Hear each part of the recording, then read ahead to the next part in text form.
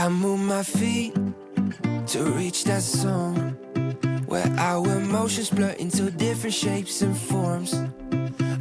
La verdad es que debería haber puesto música de bajo para cerrar este año el Universo Play Basket, y no porque cerremos con un protagonista bajito, porque mide 2.06, sino porque cerramos con un protagonista bajista.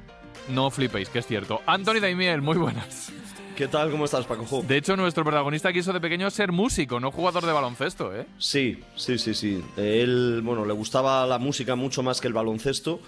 De hecho, bueno, cuando le regalaron su primer bajo, su primera guitarra, dice su hermano mayor que creo que lo tocó hasta que rompió alguna cuerda, desde que lo recibió como regalo. Y bueno, él se animó con el baloncesto primero porque sus hermanos mayores lo jugaban, y sobre todo porque ya me parece que con 13, 14 años vio que podía hacer mates y eso le animó. Lo de hacer mates a seguir jugando, y bueno, pues en poco tiempo se convirtió en uno de los mejores jugadores de Estados Unidos de su edad. Tengo una anécdota de las buenas. Bueno, estamos hablando de Wyman Tisdale. Cuando Tisdale jugaba en la universidad, el entrenador cambió los entrenamientos de los domingos a la tarde para que pudiera tocar el bajo en la iglesia de su padre. Sí, porque él era muy religioso, él tocaba siempre en todos los eventos religiosos de su padre, que era pastor en Tulsa, en el estado de Oklahoma. Y bueno, pues ya le ofrecía tal nivel al equipo universitario que no dudó el entrenador en cambiar esos entrenamientos, y siempre los domingos entrenaban por la tarde. Pero claro, es que él jugó 3 años en la Universidad de Oklahoma y fue 3 veces, me parece que solo ha habido 9 jugadores en toda la historia, que fue los 3 años All-American, que significa que estuvo en uno de los mejores quintetos de la temporada, los 3 años que estuvo en la universidad. Y bueno, pues además tiene la camiseta retirada, creo que primer deportista de cualquier deporte con la camiseta retirada en la Universidad de Oklahoma, y es máximo anotador y reboteador histórico todavía de esa universidad. Vamos, que si tiene que poner los entrenamientos de madrugada no tiene ningún problema. 12 temporadas estuvo Tisdale en la NBA, no son pocas, ¿eh, Anthony? No son pocas. Él llega con un número 2 del draft, en el draft de Pat Ewing número 1, Tisdale número 2, y llega a Indiana Pacers, juega 3 años y medio en Indiana, luego se va a Sacramento, donde pasa 5 años y medio, y acaba su carrera en Phoenix Suns. Ahí ya por poco, pero ahí ya me tocó comentar algún partido en una de sus 2 últimas temporadas como profesional en Phoenix Suns, donde llegó a coincidir, además creo, en su última temporada con Steve Nash, Jason Kidd, Michael Finley, Danny Ainge lo entrenó.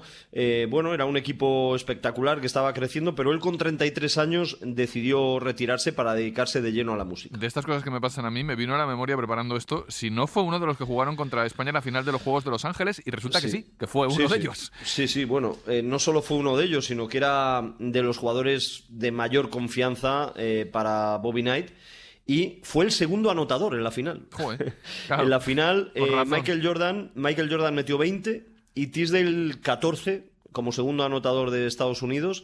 Metieron 96 Estados Unidos y España se quedó en 65. En España Andrés Jiménez 16, Fernando Martín 14.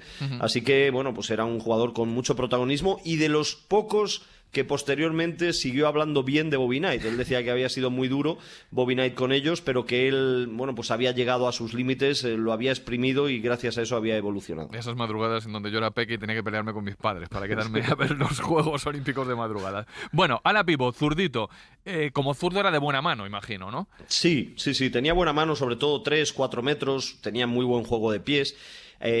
Utilizaba mucho una especie de gancho o medio gancho, y bueno, era sobre todo debajo del aro, era muy contundente, la metía para abajo siempre que podía, sobre todo en sus primeros años en la NBA y en el baloncesto universitario. Un jugador de mucha categoría, de calidad, de clase, ¿no? De talento natural. ¿Esto de que los zurdos tiran mejor es una leyenda urbana o tiene cierto pozo por algún lado? Bueno, hay estudios que dicen que hay una mejor coordinación ojo-mano en los zurdos. Lo que pasa que, bueno, yo creo que es como todo, ¿no? Por ejemplo, ahora en la NBA hay ejemplos de zurdos que son muy malos tirando. Ahora Ben Simmons, por ejemplo, que hoy se está hablando mucho de él, de Andre Jordan. Pero bueno, ha habido grandes tiradores zurdos como Chris Mullin o ahora James Harden. Lo que sí, vi un dato hace tiempo que me llamó la atención, y es que hay un estudio, yo creo que en Estados Unidos, que dice que a misma formación universitaria, los zurdos tienen un salario entre el 10 y el 15% superior a los diestros. Vaya, lástima haber salido diestro. Saben orientarse mejor. De los 3 equipos en los que jugó, ¿dónde hizo mejores números? He leído que en los Kings hizo una temporada de 55% de acierto. Sí. En Sacramento yo creo que es donde mejor lo hizo, porque también es donde más protagonismo tenía. Era un equipo muy ofensivo, estaba Mitch Richmond, pero luego confiaban mucho en sus puntos y él promedió por encima de 20 alguna que otra temporada. Bueno, su carrera me parece que es de 16-7 o 15-7, algo así, en todos esos años que estuvo en la NBA, las 12 temporadas, y sobre todo en su carrera promedió por encima del 50% de acierto en tiros de campo. Joder. Eso, en esa época, más que significar que seleccionaba muy bien los tiros, era que, bueno, pues que tenía muy buena mano y que para él era muy fácil, ¿no? Tirar y anotar. Parecía buen tío, le llamaban el hombre de la eterna sonrisa, de los que en cancha sonreía a jugar al baloncesto. Sí, la verdad es que todo el mundo hablaba muy bien, siempre muy, muy sonriente. Creo que un directivo, Donnie Walsh, que estaba en Indiana cuando lo draftearon, era un directivo que dice que nunca quería tener amistad ni relación con los jugadores, porque luego tenías que negociar con ellos y se podía romper una amistad, pero dice que este fue de sus jugadores favoritos en más de 40 años de carrera, por su calidad humana. Tuvo 2 carreras. Tuvo la carrera del baloncesto, que estuvo bien, pero luego hizo carrera como músico, pero nada de hip hop o de rap. Tiró del jazz. Sí, él un poco por su formación con el bajo y con la música religiosa. Luego decía que él tenía mucha influencia del funky de los 70 y bueno, fue un grandísimo músico de jazz. Yo recuerdo que ya jugando en sus 2 últimas temporadas, bueno, se sabía que él estaba publicando algún disco. En cuanto se retira con 33 años, en los años siguientes es de los músicos de jazz más afamados en Estados Unidos. Se podían conseguir discos suyos aquí, hizo giras internacionales, publicó 8 álbumes, además algunos de ellos con la discográfica de la Motown, ¿no? De las de mayor prestigio y bueno, pues un músico muy reputado, muy respetado, de mucho nivel también. No, hasta tal punto que, bueno, esto va a parecer de los 40 principales o lo que sea, pero los álbumes Face to Face en 2001 y Way Up en 2006 fueron número 1 en la lista de jazz en los Estados Unidos. Sí, no, desde luego era un intérprete top, ¿no? De jazz, muy creativo. Al final el jazz es improvisación y él un poco esa capacidad creativa que tuvo como jugador de baloncesto lo trasladó al jazz. Su último álbum, que ya lo grabó estando muy enfermo, creo que se llama Rebound, Rebote, y también es espectacular, ¿no? Yo lo tengo en casa y todavía de vez en cuando lo pongo. Estamos hablando en pasado porque falleció de cáncer y fue duro porque descubrió que lo tenía al romperse una pierna en una caída en su casa. Sí, tremendo. Él creo que tenía 41 o 42 años cuando se cae por las escaleras en su casa,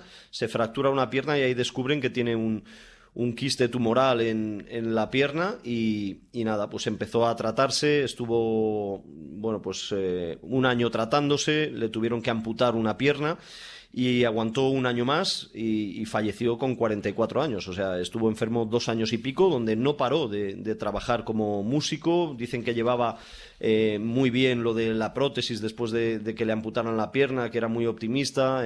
Bueno, siguió trabajando prácticamente hasta el último día. Oye, ¿y es el jazz música de básquet o es demasiado smooth, que dirían ellos? Bueno, siempre se ha identificado más tanto el funky como el hip hop posteriormente con el baloncesto, más que el jazz, pero ese componente en el jazz, la improvisación es fundamental, es su esencia y yo creo que eso sí que lo relaciona. Y luego, por supuesto, ¿no? Cuando estaban en Nueva Orleans, bueno, pues se creó una franquicia que se llamaba Jazz, ahora son los Utah Jazz, que no hay tanto jazz en Utah, pero se mantuvo el nombre. Y yo siempre recuerdo un tema magnífico con una promoción de los Bulls de Jordan en su época, que hizo la NBA, del tema Take Five de Dave Brubeck Quartet, que bueno, pues es de los videoclips relacionados con la NBA que más se me han quedado en la memoria y bueno, se puede encontrar en YouTube por si la gente lo quiere buscar. Yo voy a buscarlo. A mí me gusta mucho la música, toda la música, el jazz también me gusta mucho y es verdad que ante una buena jugada de baloncesto, una buena música de jazz también le pega. Por lo menos a mí me pega, pero bueno. Sin duda. Me queda meterlo, bueno, meterlo yo no. Que lo metas tú en la batidora del tiempo. ¿Quién te saldría ahora de esa batidora parecida a Tisdale? Pues mira, en jugadores así recientes, Zach Randolph, que jugó en Portland, en Memphis, compañero de Marc Gasol en los Grizzlies.